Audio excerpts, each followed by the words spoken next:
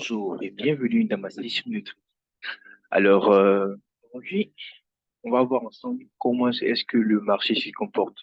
Et si tu viens à peine de nous prendre en marche, sache que j'utilise essentiellement le logiciel de trading MetaFX Ultra, voilà, qui me donne des signaux à l'achat ou à la vente pour éventuellement me guider sur le sens du marché. Actuellement, vous voyez qu'il n'y a aucun signal, c'est parce que le système il est en train de réfléchir. Sinon, quand il y a un signal, d'achat ou de vente, bah, il écrit soit achat, soit à la vente. Ou lorsque le marché est vraiment risqué, il me dit de fermer toutes mes positions. C'est vraiment ça l'avantage de trader avec le système de trading MetaFX Ultra. Récemment, j'ai ajouté une extension du système MetaFX Ultra qui n'est rien d'autre que euh, Ultra Extension. Voilà, Ultra Extension. Lui, il va me permettre de déterminer les différents niveaux, sinon les zones où le marché réagit vraiment par rapport au prix. Du coup, l'astuce pour utiliser cette fonction-là, c'est dire que lorsque le marché entre dans une zone et qu'elle en ressort, ça veut dire que dans ce cas précis, les acheteurs sont vraiment agressifs. Voilà, ils n'ont pas accepté que le prix traverse leur zone. Donc, raison pour laquelle, lorsque le marché est arrivé dans cette zone, ils n'ont pas tardé à réagir pour chasser le prix. Donc, c'est vraiment ça que nous, on guette. Lorsque le marché entre dans une zone et qu'elle en ressort, bah, ce qu'on fait automatiquement, on passe à l'action. Donc, on va ensemble parcourir les différents graphiques et voir dans quel contexte, sinon, les différentes opportunités qu'on pourra éventuellement euh, targeter. Que ce soit à l'achat ou à la vente, bah, le process, il reste le même. Voilà, le process, il reste le même. Regardez un peu ici, par exemple. OK, regardez ici, par exemple, le marché est monté. Lorsqu'il est arrivé dans cette zone, les vendeurs ont fait? Ils ont été très réactifs, ils ont été très agressifs également. Ils ont chassé le prix jusqu'à arriver quelque part ici. Voilà, peut-être que tu ne vois pas, je vais te montrer. Voilà. Ok, le prix a été chassé par les vendeurs jusqu'à arriver à cette base. Généralement, c'est ce qu'on fait sur le marché. On installe le logiciel de trading BetaFX, va nous donner les signaux. Et l'extension, c'est un supplément au logiciel. Il va nous permettre de déterminer les zones où le marché est vraiment réactif par rapport au prix. Donc là, actuellement, nous sommes en train de trader sur USGPY. Voilà, c'est le Forex.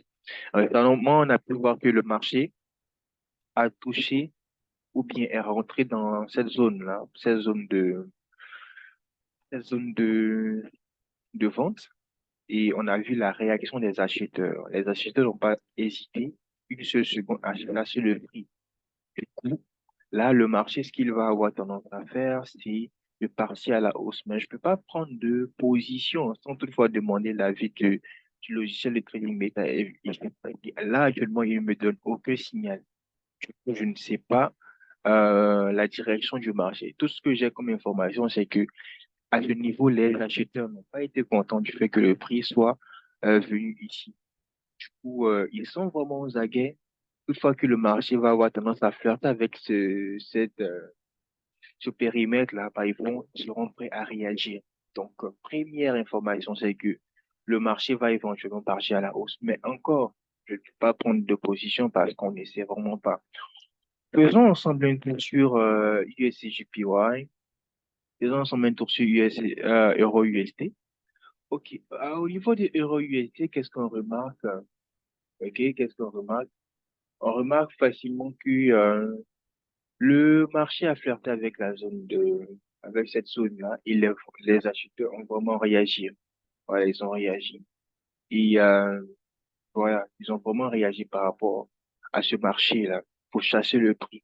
Mais est-ce que le marché va continuer à aller jusqu'à aller toucher ou bien jusqu'à aller provoquer la zone des vendeurs? Là, on verra. On verra. Mais déjà, de prime abord, ce que moi, je suis intéressé par faire, c'est c'est de faire de pareil, c'est-à-dire d'acheter. Bien vrai que le logiciel de trading MetaFX me dit de fermer toutes mes positions parce qu'actuellement, ils ne savent pas trop. Ils ne savent pas, ils ne savent pas trop si le marché va venir provoquer de nouveau les acheteurs. Mais bon, on sait jamais, on sait jamais. On pourra mettre un pareil. Voilà. Et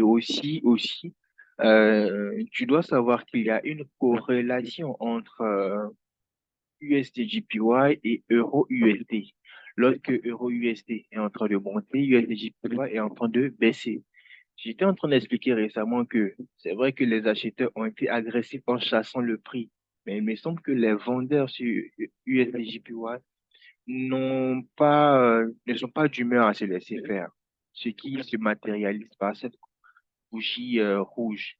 Vous voyez qu'ils ont tendance à venir provoquer de nouveau les vendeurs. Donc, peut-être que le marché va avoir tendance à venir flirter avec cette zone une deuxième fois. Donc, s'il y a un mouvement baissier ici sur USD/JPY, il va de soi qu'il y ait un mouvement haussier sur EUR/USD. Raison pour laquelle je vais éventuellement tester un buy. Donc là, je m'assure que le bouton de trading algo est activé. Et ce que je vais faire une fois buy, OK? Je viens de faire une fois buy. Je vais mesurer la portée du trade que je viens de placer. Donc, je glisse légèrement sur ma souris et je mets le stop là légèrement en dessous de la zone. Et je sais que sur ce trade-là, je vais perdre éventuellement 11 000. Voilà, 11 000 si le marché touche mon stop loss. Le capital il est actuellement de 22 000. Donc, qu'est-ce que je peux faire? Ce que je peux faire, par exemple, c'est de renforcer mon trade. OK? Je peux renforcer mon trade, donc deux positions. Donc, je sais que maximum, grosso modo, je pourrais perdre éventuellement à 22 000 si le marché se retourne contre moi. C'est assez acceptable comme perte. Et on peut essayer éventuellement de faire quoi? On peut essayer éventuellement de faire quoi? D'augmenter le risque. Voilà, voilà. OK, OK, OK. On augmente le nombre de positions. Voilà, on essaie d'augmenter le nombre de positions. Comme vous le voyez, number of position click, c'est le logiciel qui vous donne également le nombre de positions par trade que vous prenez. Et OK, nombre de positions. 7, 8, peut-être à 10, on va s'arrêter. OK, à 10, on va s'arrêter. Voilà. Combien de positions à présent? 7 positions. OK, voilà. Donc, grosso modo, voici un peu comment moi je traite pour faire du profit sur ce marché-là. OK? Donc là, la dernière chose à faire, c'est de éventuellement appliquer euh, les différentes marges de sécurité. Voilà. Bon, j'ai glissé juste en bas ici euh, pour placer mon stop loss. Voilà. J'ai glissé juste en bas ici pour placer mon stop loss. Du coup, combien de positions nous avons ici? 1, 2, 3, 4, 5, 6, 7 positions. Essayons de renforcer le trade. OK? Essayons de renforcer le trade. Voilà. OK, OK, OK. Donc, c'est comme ça que moi, je fais pour trader principalement. C'est comme ça que je fais pour trader. Donc, la dernière étape, c'est d'appliquer les différents stop loss au niveau de ces différentes positions. Voilà. Donc, je copie ce stop loss-là, CTRL C, et je viens le coller sur l'ensemble de mes positions. Stop loss ici, CTRL V, je colle. OK. Voilà. Je viens ici également, stop loss, CTRL C, V. OK. Je fais pareil pour toutes mes positions. Donc, grosso modo, je sais que sur ces trades-là, si le marché expose mon stop là, je vais perdre juste 20 000, c'est rien. Mais si le marché touche mon take profit, combien je vais avoir éventuellement? C'est ce qu'on va voir lorsqu'on va définir le take profit. OK? C'est ce qu'on va voir ensemble lorsqu'on va définir le take profit. OK? Voilà. Donc, ça, c'était le stop loss. Maintenant, ce que je vais faire, je vais essayer de longer le take profit jusqu'à quelque part ici. Voilà. Je vais gagner 12 000. C'est pas c'est pas très attrayant comme profit. Si le marché se retourne contre moi, je perds 11 000 par comme une position là, à faire 22 000. Mais si le marché va contre dans mon sens, je vais gagner 12 000. C'est pas très intéressant, mais c'est juste pour vous montrer comment est-ce qu'il faut faire pour prioriser ces trades. Je suis pas tellement intéressé par ce trade-là parce que le ratio entre le gain et la perte, c'est juste 1000. Donc, c'est vraiment pas intéressant le gap, mais c'est pas bien grave, ça reste preneur quand même. Du coup, ce que je vais faire, je vais appliquer le take profit sur l'ensemble de mes positions. OK? Je vais appliquer le take profit sur l'ensemble de mes positions. Take profit, CTRL C. OK?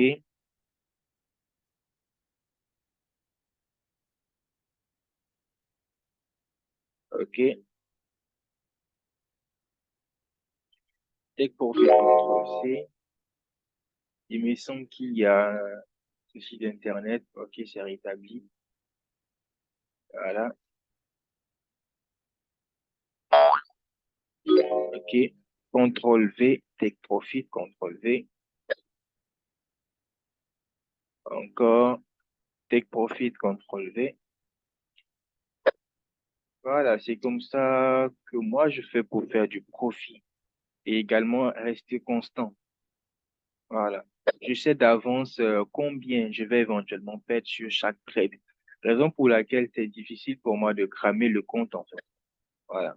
Parce que quand je prends une position et que je sais que mon capital peut supporter, bah, il n'y a pas de souci, je suis là-dedans.